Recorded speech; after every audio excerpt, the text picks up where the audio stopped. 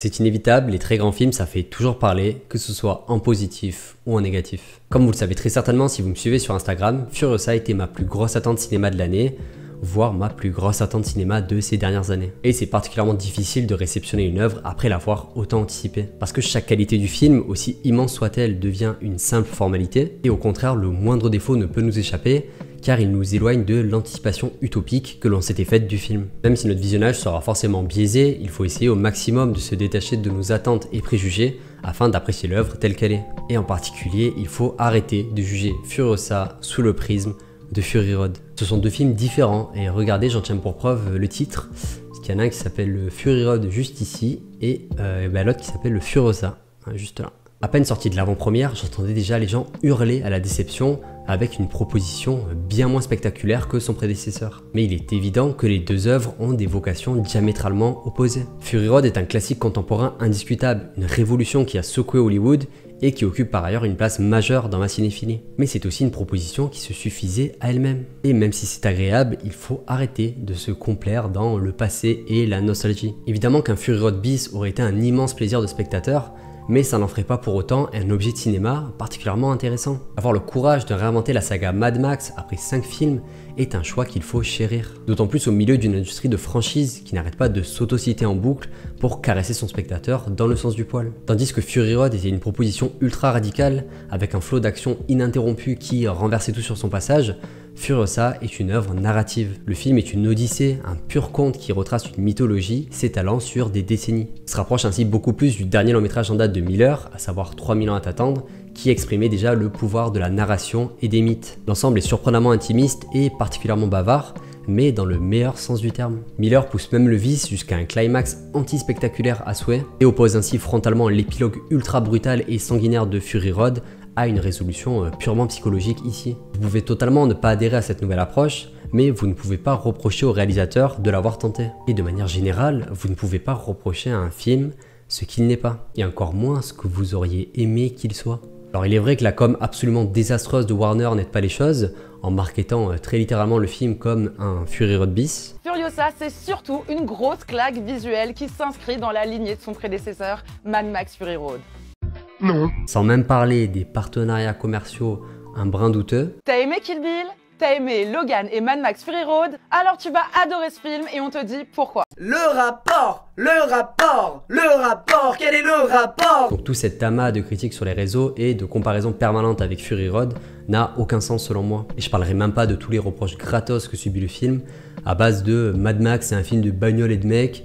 J'ai aucune envie de suivre l'histoire d'une nana. Si vous n'aviez pas remarqué que déjà dans Fury Road, ce sont les femmes qui portaient le récit, on peut plus rien pour vous. Enfin même dès les premiers opus, le look des personnages, c'est presque des persos queer. Mais tout ce que je sais, c'est qu'à titre personnel, je trouve ce récit de personnage absolument passionnant. Alors très certainement que mon cœur de fanboy de la saga y est pour quelque chose, mais je prends un plaisir monstre à découvrir tout le lore et toutes les coulisses de cet univers. Je reste malgré tout vraiment curieux d'avoir le retour d'un spectateur complètement vierge sur une telle histoire, et de savoir s'il serait autant emporté par la narration. Miller nous dépeint un univers d'une richesse folle, mais qui est surtout poisseux, sale et violent, comme rarement vu dans la saga, avec des personnages qui font preuve d'une médiocrité et d'une perversité qui rappellent fortement le piège mortel confectionné par Max à la fin du premier volet. La mise en scène du réalisateur australien est toujours aussi extraordinaire, avec des idées visuelles à chaque plan qui renouvellent en permanence l'intérêt du spectateur. Sa fourmille de détails dans tous les sens, des costumes jusqu'aux accessoires en passant par les armes, qui mis ensemble crée une direction artistique et une cohérence dans l'univers à tomber par terre. Mention spéciale au char de Demantius qui ne tire pas 3 chevaux mais 3 motos.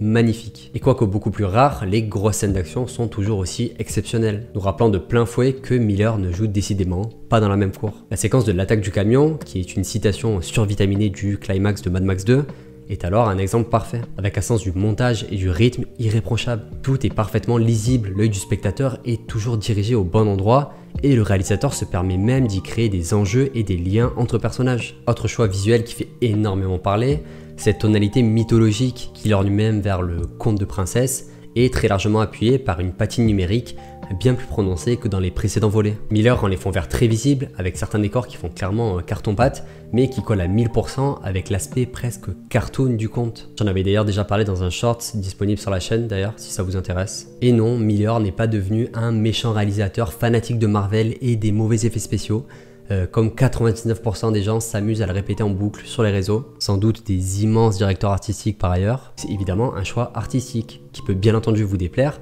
mais qui sert réellement un propos. Prenons ce nain par exemple. Alors déjà, à quoi sert ce personnage et pourquoi c'est un nain? Je n'en ai aucune idée. Et Mazette, qu'est-ce qu'il est mal incrusté? Mais cette exubérance et ce côté presque grotesque m'a personnellement rendu l'expérience jubilatoire. On sent que Miller a complètement lâché les chevaux en poussant les limites de son univers, quitte à le rendre plus factice. Puis on parle quand même de la saga Mad Max, et enfin dès les premiers opus, on avait déjà une imagerie grotesque et assez laide, notamment avec des personnages too much. Enfin dans cette saga, il y a quand même eu un giga nanar, à savoir Mad Max 3, qui était particulièrement moche, et personne ne s'est plaint d'une ville raffinant du pétrole à partir de merde de porc, tout ça contrôlé par un nain dictateur, avec Tina Turner en maire de la ville d'ailleurs.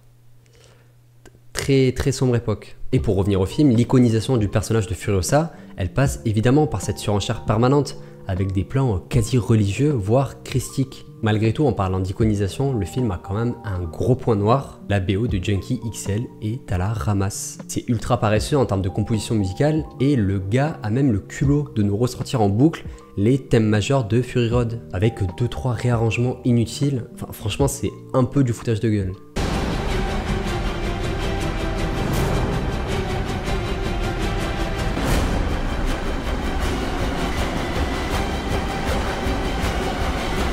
À côté de ça, le duo principal, à savoir Anya Taylor-Joy et Chris Hemsworth, porte le récit à merveille. Pour moi, c'était pas du tout gagné, avec notamment la peur de voir en méchant un clone lourdingue de Thor, mais le fait est que George Miller est un formidable directeur d'acteurs. Enfin, il a déjà réussi à rendre ultra crédible Tilda Swinton en peignoir qui tombe amoureuse de Idris Elba en génie à grandes oreilles. Donc ouais, à partir de là, je faisais confiance au bonhomme. Et pour la petite anecdote, Anya Taylor-Joy a donné une interview dans le dernier numéro de la 7ème Obsession, où elle explique notamment « Je n'avais que mes yeux dans le masque guerrier de Furiosa pour exprimer ce que je ressentais. Pour un acteur, c'est terrifiant car notre métier consiste habituellement à nous exprimer en utilisant tout notre corps.